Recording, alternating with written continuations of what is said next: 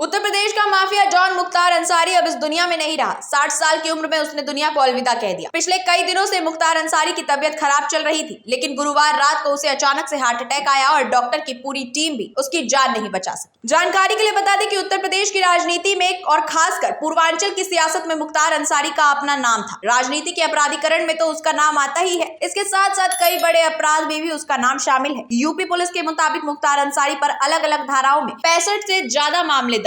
जब भी बात मुख्तार अंसारी के जुर्मों की आती है, सबसे पहले अवधेश राय हत्याकांड को रखा जाता है। असल में कांग्रेस नेता अवधेश राय की 3 अगस्त 1991 को बेरहमी से हत्या कर दी गई। 33 साल पहले हुए हत्याकांड ने यूपी में दहशत पैदा कर दी थी और मुख्य आरोपी के रूप में पहचान मुख्तार अंसारी की हुई थी। ये घटना वाराणसी के चैतगंज थाना क्षेत्र के लहुरा पीर इलाके में हुई थी। उस 3 अगस्त की रात को कांग्रेस नेता अवधेश राय अपने भाई अजय राय के साथ घर के बाहर खड़े थे, बात कर रहे थे। किसी बात पर चर्चा चल रही, लेकिन तभी एक तेज रफ्तार वैन वहां आई और कुछ बदमाशों ने उस गाड़ी से उतरकर ताबड़तोड़ फायरिंग शुरू कर दी। उस फायरिंग में अवधेश राय मारे गए। उस गोलीबारी ने उनकी जान ले ली। उस हत्याकांड के तुरंत बाद कांग्रेस नेता के भाई अजय राय ने पुलिस में एफआईआर दर्ज कराई और आरोप मुख्तार अंसारी पर लगा दिया। बताया जाता है कि उस जमाने में चंदासी कोयला मंडी में मुख्तार वसूली का काम करता था। काफी पैसा वो उस तरह से कमा रहा था, लेकिन कांग्रेस नेता अवधेश राय भी एक दबंग नेता, अंसारी के कट्टर दुश्मन ब्रिजेश सिंह के भी करीबी थे। उस समय अंसारी और उसकी वसूली के बीच में अवधेश आ चुके थे। अंसारी के जो दूसरे साथी वसूली का काम करते थे, उन्हें भी सभी के सामने अवधेश ने जलील किया था। ऐसे में दुश्मनी पहले से थी, नाराजगी चरम पर चल रही थी और मौका देखकर मुख्तार अंसारी ने अवधेश राय का काम तमाम कर दिया। उस मामले में अंसारी को उम्र कैद की सजा हुई। मुख्तार अंसारी के जुर्म की बात जब भी आती है, कृष्णानंद राय हत्याकांड भी उसमें काफी ऊपर आता है। एक सिटिंग विधायक की अंसारी ने हत्या करवा दी। 400 से ज्यादा गोलियां चली थी। AK-47 बरामद की गई थी। न जाने कितने खून बहाए गए।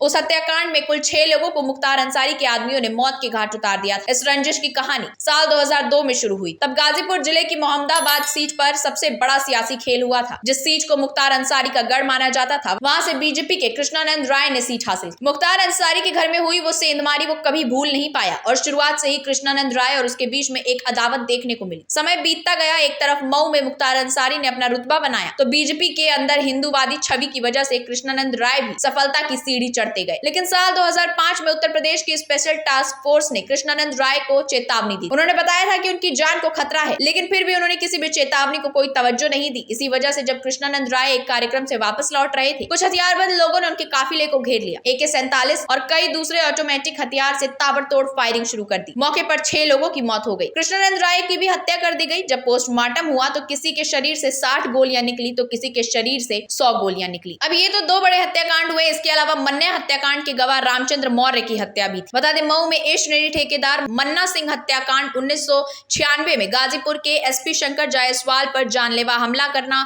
1997 में, पूर्वांचल के सबसे बड़े कोयला कारोबारी रुंगटा का अपहरण, ये कुछ ऐसे जुर्म थे जिनके साथ भी मुख्तार अंसारी का नाम जुड़ा हुआ है। हैरानी की बात यह है कि जेल में रहते हुए भी मुख्तार अंसारी पर 8 मामले दर्ज हुए थे।